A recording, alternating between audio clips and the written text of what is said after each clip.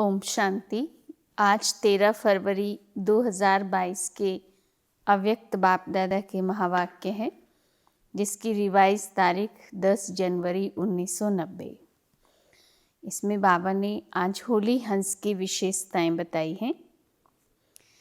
आज सर्व बच्चों को विशेष आत्मा बनाने वाले बाप दादा हर एक होली हंस की विशेषता देख रहे हैं।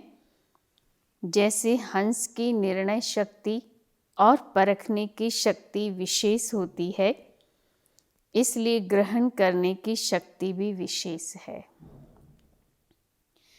जो मोती और कंकड़ दोनों को परखता है और फिर निर्णय करता है, उसके बाद मोती ग्रहण करता है, कंकड़ पत्थर छोड़ देता है।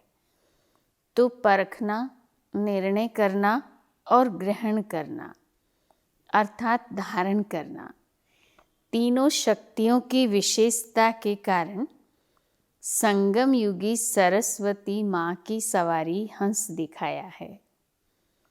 तो एक सरस्वती माँ का यादगार नहीं, लेकिन माँ समान बनने वाली ज्ञान वीणा वादिनी आप सभी हो।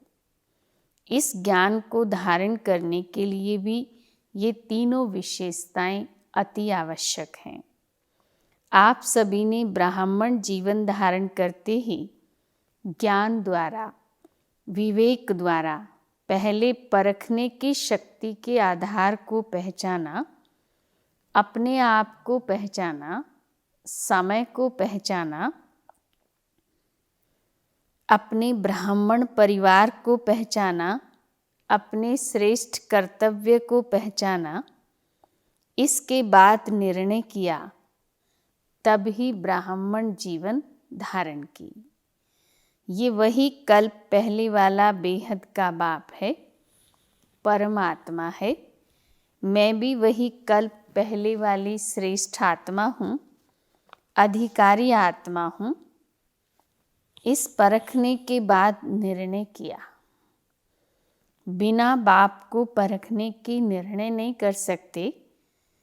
कई आत्माएं अभी तक भी संबंध संपर्क में हैं, बहुत अच्छा कहती रहती हैं, लेकिन परमात्म पहचान व परखने की शक्ति न होने के कारण निर्णय नहीं कर सकते कि क्या बनना है व क्या करना है। इसलिए ब्राह्मण जीवन धारण नहीं कर सकते। सहयोगी बनते हैं, लेकिन सहज योगी जीवन नहीं बना सकते, क्योंकि दोनों शक्तियां नहीं हैं। इसलिए होली हंस नहीं बन सकते। पवित्रता रूपी मोती और अपवित्रता रूपी कंकड़ दोनों को अलग नहीं समझते, तो पवित्रता को ग्रहण करने की शक्ति नहीं आ सकती। तो होली हंस की विशेषता है पहले शक्ति परखना अर्थात पहचानना। आप होली हंसों में दोनों शक्तियां हैं, क्योंकि बाप को पहचाना, अपने आप को भी पहचाना, निर्णय भी ठीक किया, तब तो ब्राह्मण बने और चल रहे हो। इस बात में तो सब पक्के पास हो, लेकिन जो सेवा करते हो और कर्म में आते हो, सारे दिन की दिनचर्या में जो कर्म करते हो, संबंध संपर्क में आते हो, उसमें सफलता पूर्वक हर कर्म रहे व हर संपर्क वाली आत्मा के संबंध में आने में सदा सफलता रहे। हर प्रकार की सेवा मनसा वाचा कर्मणा तीनों में सदा सफलता अनुभव हो, उसका भी आधार परखने की शक्ति और निर्णय करने की शक्ति है। इसमें फुल पास हो। सेवा की सफलता व संपर्क में सफलता सदा न होने का कारण चेक करो, तो कार्य को, व्यक्ति को, आत्मा को परखने की शक्ति में अंतर पड़ जाता है। जिस आत्मा को जिस समय जिस विधि पूर्वक सहयोग चाहिए व शिक्षा चाहिए, स्नेह चाहिए, उस समय अगर परखने की शक्ति तीव्र है तो अवश्य संबंध में सफलता प्राप्त होगी। लेकिन होता क्या है, जिस आत्मा को जो सहयोग व विधि उस समय चाहिए वो न देकर व न परखने कारण अपने ढंग से उसको सहयोग देते हो व विधि अपनाते हो, इसलिए संतुष्टता की सफलता नहीं होती। जैसे शारीरिक बीमारी को परखने की डॉक्टर को विधि न आए तो क्या होता है, ठीक होने के बजाय एक से अनेक रोग और पैदा हो जाते हैं।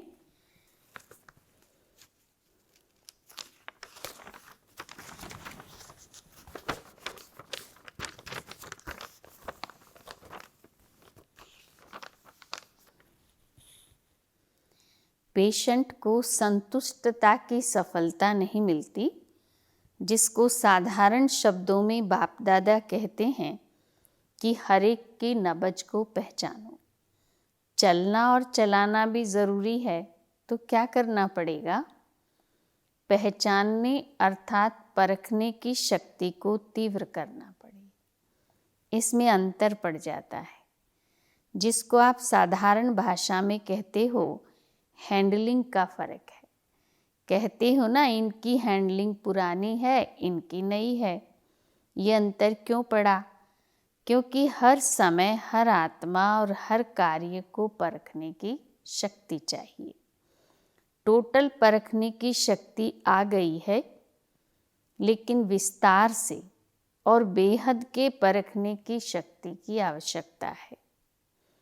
उस समय आत्मा की ग्रहण शक्ति कितनी है, वायुमंडल क्या है, और उस आत्मा की सुनने व शिक्षा लेने की मूड कैसी है। जैसे कोई कमज़ोर शरीर वाला हो और उसको ज़्यादा से ज़्यादा ताकत का इंजेक्शन दे देवें तो क्या हालत होगी, वो तो हार्ट फेल हो जाएगा, शांति में चला जाएगा। ऐसे अगर संबंध में आने वाली आत्मा कमज़ोर है, आत्मा में हिम्मत नहीं है, लेकिन आप उसको शिक्षा का डोज देते जाओ, उसका मूड, समय, वायुमंडल परख न सके तो रिजल्ट क्या होगी, एक तो दिल शिकस्त हो जाएगा और शक्ति न होने के कारण ग्रहण नहीं कर सकेगा और ही जिद और सिद्ध करने में उछलेगा। आपने तो अच्छी भावना से किया, लेकिन सफलता न मिलने का कारण परखने और निर्णय करने की शक्ति कम है, इसलिए सफलता मूर्त बनने में परसेंटेज हो जाती। तो सारे दिन के कर्म और संबंध में परखने के शक्ति की आवश्यकता हुई ना। इसलिए शिक्षा भले दो, लेकिन सब बातों को परख कर फिर कदम उठाओ। ऐसे ही सेवा के क्षेत्र में भी अगर आत्माओं की आवश्यकता और इच्छा परखने के बिना कितना भी अच्छा ज्ञान दे दो, कितनी भी मेहनत कर लो, लेकिन सफलता नहीं होगी। अच्छा अच्छा कहना तो एक रीति रस्म हो गई है, क्योंकि आप कोई बुरी बात तो कहते भी नहीं हो, लेकिन जो सफलता का लक्ष्य रखते हो उसमें समीप अनुभव करो और उसके लिए परखने की शक्ति अति आवश्यक है। जैसे कोई मुक्ति का इच्छुक है और उसको आप जीवन मुक्ति और मुक्ति दोनों भी दे दो, लेकिन वो रुचि नहीं रखेगा। पानी के प्यासे को 36 प्रकार का भोजन दे दो, लेकिन वो संतुष्ट पानी की बूंद से ही होगा, ना कि भोजन से। तो मुक्ति के इच्छुक को परख कर अगर उसको मुक्ति के बारे में स्पष्टीकरण देंगे तो उसकी इच्छा भी बढ़ेगी और जीवन मुक्ति में परिवर्तन भी हो जाएंगे। किसको धारणा की बातें सुनना अच्छा लगता है, उसको आप कल्प 5000 वर्ष का व गीता का भगवान ये बताना शुरू कर दो तो और ही इंटरेस्ट खत्म हो जाएगा। इसलिए सेवा में भी आत्मा की स्थिति व उसकी आस्था क्या है उसको परखना आवश्यक है। तो सेवा में सफलता का आधार किस शक्ति पर हुआ? परखने की शक्ति चाहिए। चाहे अज्ञानी आत्माओं की सेवा, चाहे सेवा साथियों की सेवा, दोनों में सफलता का आधार एक ही है। तो होली हंस की विशेषता सबसे पहले परखने की शक्ति को बढ़ाओ।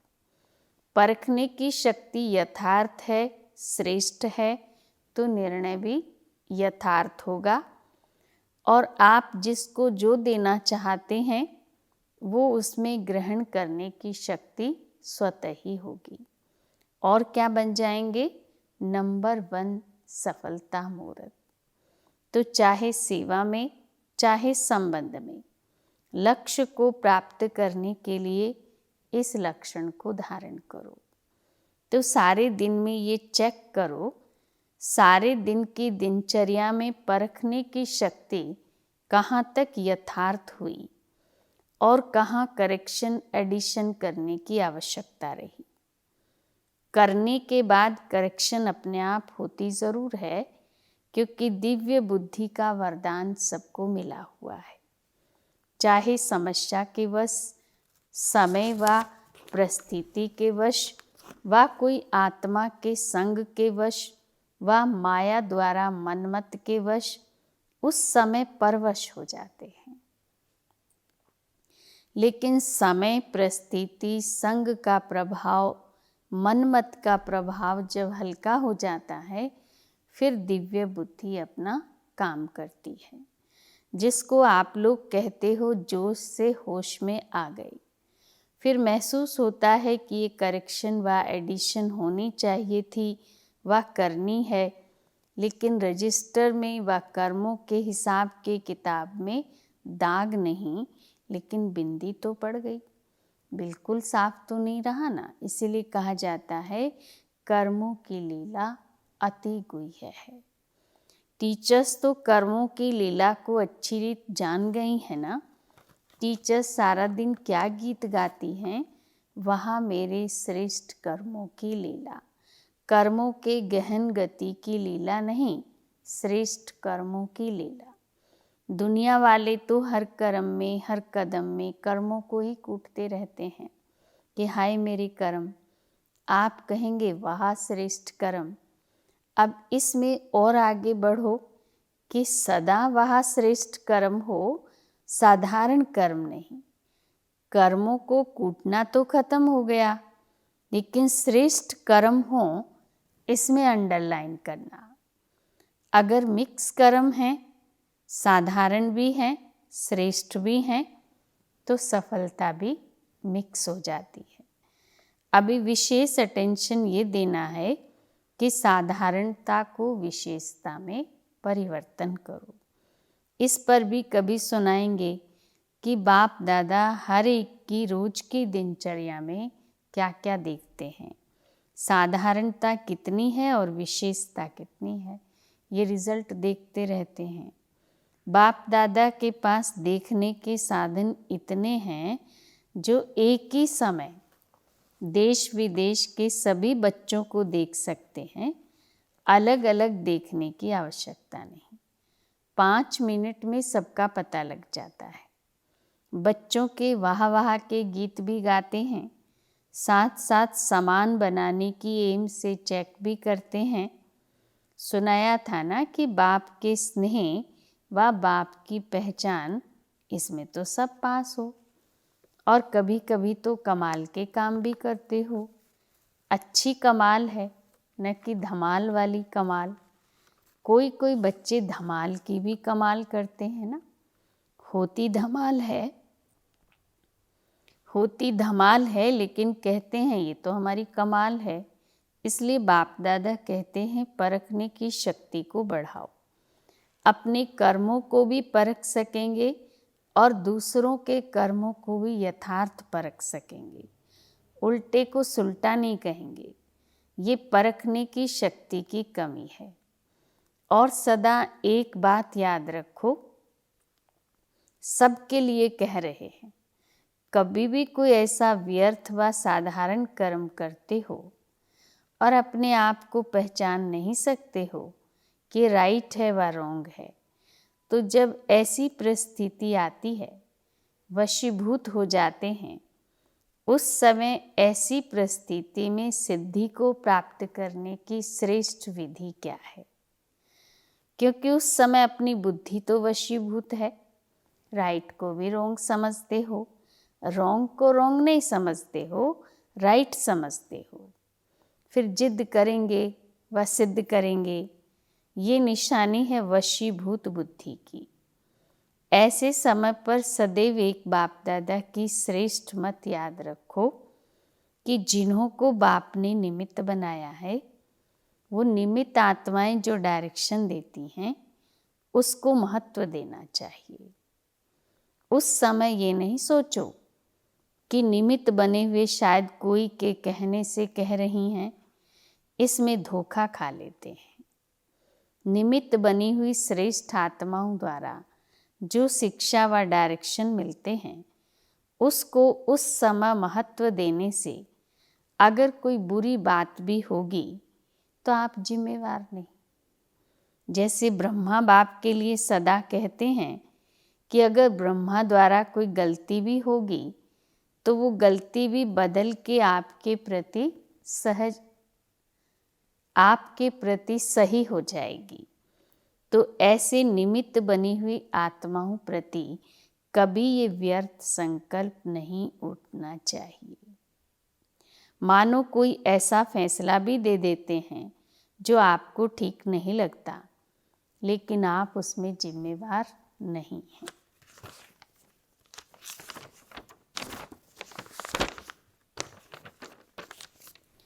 आपका पाप नहीं बनेगा, आपका काम ठीक हो जाएगा, क्योंकि बाप बैठा है। बाप पाप को बदल लेगा। ये गुह्य रहस्य है, गुप्त मशीनरी है।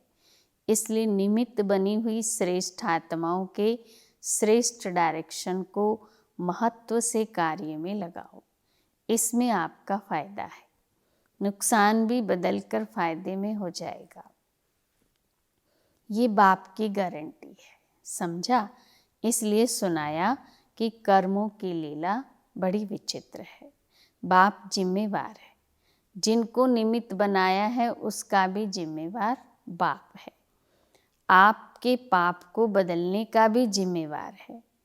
ऐसे ही निमित्त नहीं बनाया, सोच समझ के ड्रामा के लौ मुजीब निमित्त बनाया गया है। समझा? टीचर्स को अच्छा लगता है ना, इसमें फ़ायदा है, बोझ हल्का हो गया। कोई भी बात आएगी तो कहेंगे निमित्त बने हुए बड़े जाने, हल्के हो गए ना। लेकिन सिर्फ कहने मात्र नहीं, समझने मात्र, स्नेह मात्र, स्वमान मात्र हो। इन गुह्य बातों को बाप जाने और जो समझदार बच्चे हैं वो जाने। निमित्त बनी हुई आत्माओं के लिए कुछ भी कहना अर्थात बाप के लिए कहना। निमित्त बाप ने बनाया है, बाप से ज़्यादा आपको परखने की शक्ति है। बाप दादा का अति स्नेह सभी बच्चों से है। ऐसे नहीं कि निमित्त बने हुए से ही प्यार है, दूसरों से नहीं। ये भी प्यार के कारण ही डायरेक्शन देते हैं। प्यार नहीं होता तो कहते जैसे चल रहे हैं चलते रहें। जब इतनी हिम्मत रखी है और ब्राह्मण जीवन में चल रहे हो, उड़ रहे हो, तो छोटी सी कमज़ोरी भी क्यों रह जाए। ये है प्यार। प्यार वाले की कमी कभी नहीं देखी जाती है। ये है प्यार की निशानी। जिससे दिल का सच्चा प्यार होता है, उसकी कमी को हमेशा अपनी कमी समझते हैं। अच्छा, कोई भी कार्य करो तो कभी भी कोई हलचल के वातावरण के प्रभाव में नहीं आओ। अपना प्रभाव डालो तो वो आपके प्रभाव में आ जाएंगे और दिल से यही निकलेगा कि सफलता हमारा जन्म सिद्ध अधिकार है। हिम्मत का बहुत महत्व है। कभी किसी बात में घबराओ नहीं। 1000 भुजाओं वाले आप भी हो, बाप की 1000 भुजाएं आपकी भी तो हुई ना। अच्छा, चारों ओर के सदा परखने की शक्ति की विशेष आत्माओं को सदा हर कर्म और संबंध में श्रेष्ठ सफलता प्राप्त करने वाली सफलता मूर्त आत्माओं को सदा हिम्मत और शुभ भावना और शुभ कामना द्वारा परिवर्तन करने वाली शक्तिशाली आत्माओं को सदा वहाँ मेरे श्रेष्ठ कर्म के खुशी के गीत गाने वाले बच्चों को बाप दादा का याद प्यार और नमस्ते। रूहानी बच्चों की रूहानी बाप को नमस्ते। वरदान। शांति की शक्ति से संस्कार मिलन द्वारा सर्व कार्य सफल करने वाले सदा निर्विघ्न भव। सदा निर्विघ्न वही रह सकता है जो सी फादर फॉलो फादर करता है। सी सिस्टर सी ब्रदर करने से ही हलचल होती है। इसलिए बाप को फॉलो करते हुए बाप समान संस्कार बनाओ तो संस्कार मिलन की रास करते हुए सदा निर्विघ्न रहेंगे। शांति की शक्ति से अथवा शांत रहने से कितना भी बड़ा विघ्न सहज समाप्त हो जाता है और सर्व कार्य स्वतः संपन्न हो जाते हैं। स्लोगन। त्रिकालदर्शी वो है जो किसी भी बात को एक काल की दृष्टि से नहीं देखते, हर बात में कल्याण समझते हैं। ओम शांति।